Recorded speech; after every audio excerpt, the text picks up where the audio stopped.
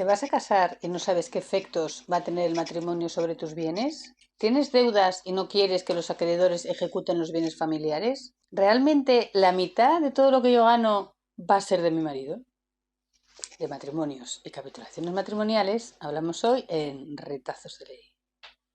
¿Qué son las capitulaciones matrimoniales? Es un acuerdo entre los cónyuges en el que regulan las relaciones personales y patrimoniales existentes entre ellos.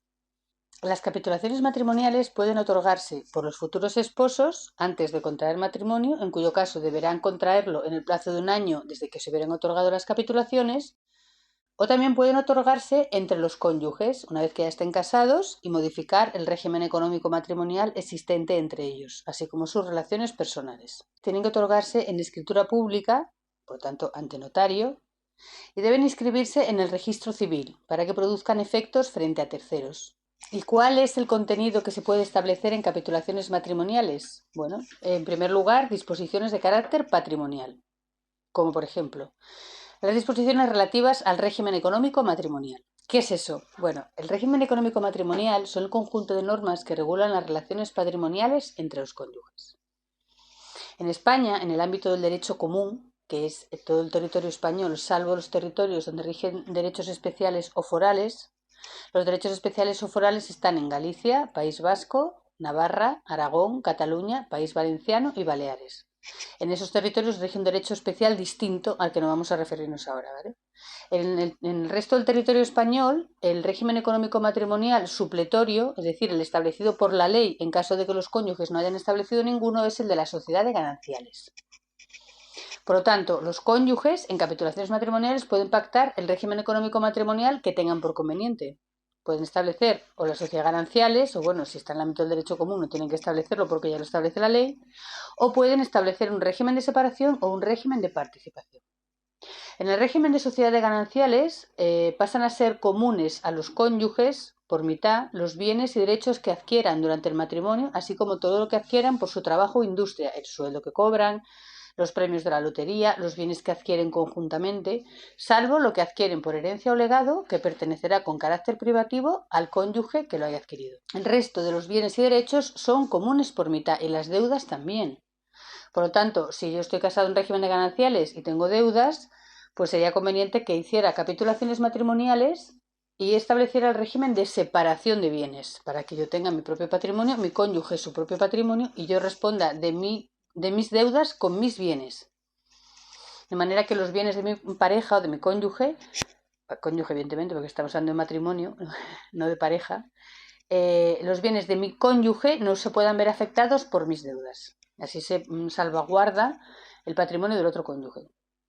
¿Y qué ocurre con los bienes que cada cónyuge tenga antes del matrimonio y aporte al matrimonio? Bueno, pues pertenecerán privativamente a cada uno de ellos, salvo la protección que se establece en la ley respecto de la vivienda familiar. Si el bien que pertenece a la casa que era de uno solo de los cónyuges se convierte en vivienda familiar, la ley establece una protección, de manera que, por ejemplo, en caso de la hipoteca, de que se esté pagando una hipoteca, el Tribunal Supremo considera que los pagos de la hipoteca efectuados durante el matrimonio es como una forma de pagar el precio de forma aplazada. O sea, que el precio se está pagando con dinero ganancial y una parte de la vivienda tendrá carácter ganancial. La parte que el cónyuge hubiera pagado de hipoteca y del precio antes de contraer matrimonio tendrá carácter privativo y el resto tendrá carácter ganancial en función de lo que se haya pagado. Así que, ojo, si no queremos que ocurra esto, pues será mejor pactar el régimen de separación de bienes y cada cónyuge que tenga su propio patrimonio. En el régimen de separación de bienes, cada cónyuge tiene la propiedad y la administración y el disfrute de sus propios bienes, sin perjuicio del derecho, de la obligación que tienen los cónyuges de contribuir al sostenimiento de los hijos, a la alimentación, a las cargas del matrimonio.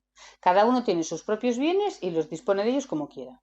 Y en el régimen de participación es un régimen parecido al de separación de bienes, pero a la extinción del régimen, cada cónyuge tiene derecho a participar en la mayor ganancia obtenida por el otro, por el patrimonio del otro. ¿Cuándo se extinga el régimen? ¿Y cuándo se extingue el régimen económico matrimonial? Cuando se extinga el matrimonio.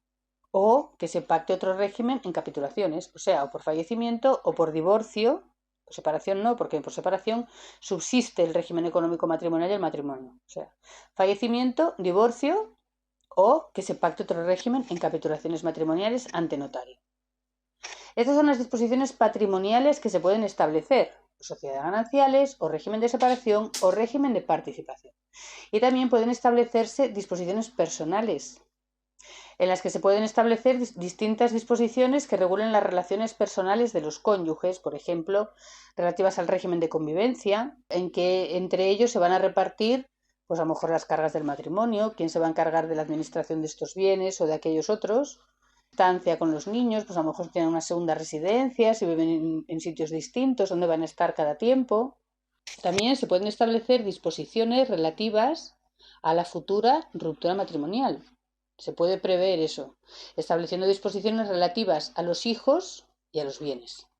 Estas disposiciones que prevén una posible ruptura matrimonial en el futuro subsistirán, sobre todo en lo que respecta al régimen de los hijos, a la guardia y custodia, a los alimentos, al régimen de visitas, subsistirá desde el momento en que se produce la ruptura de hecho de la convivencia matrimonial hasta que sean sustituidas por la sentencia de divorcio. Entonces, ¿qué importancia tiene establecer estos pactos en capitulaciones si luego serán sustituidos por la sentencia? Tiene mucha importancia porque este pacto en capitulaciones matrimoniales es una expresión de la voluntad de los cónyuges que deberá ser tenida en cuenta por el juez en la sentencia.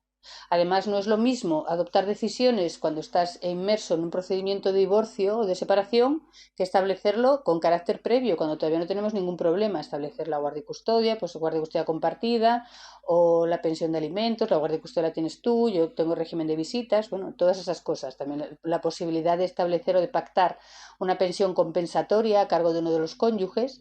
Estas medidas vincularán al juez, salvo que se haya modificado sustancialmente las circunstancias, evidentemente, ¿no? Por ejemplo, a lo mejor cuando se adoptaron los dos cónyuges estaban trabajando, luego uno se ha quedado en el paro y solo trabaja uno de ellos, bueno, pues entonces ya no tiene mucho sentido a lo mejor las medidas que se hubieran podido adoptar.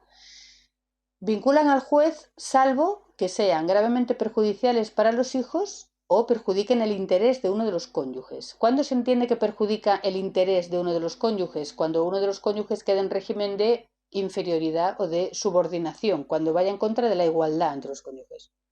En ese caso, el juez puede modificarlo porque no respeta la igualdad de los cónyuges o que sean perjudiciales para los hijos. En cualquier otro caso, el juez estará obligado a respetar estos acuerdos entre los cónyuges establecidos en capitulaciones matrimoniales para un futuro supuesto de ruptura matrimonial. Así que bueno, hasta aquí este vídeo. Cualquier duda que tengáis me dejáis en la parte de abajo. No olvides suscribirte, darle al like y darle a la campanita para cuando publiquemos otro vídeo que te vaya a avisar. Bueno, pues nada, hasta luego.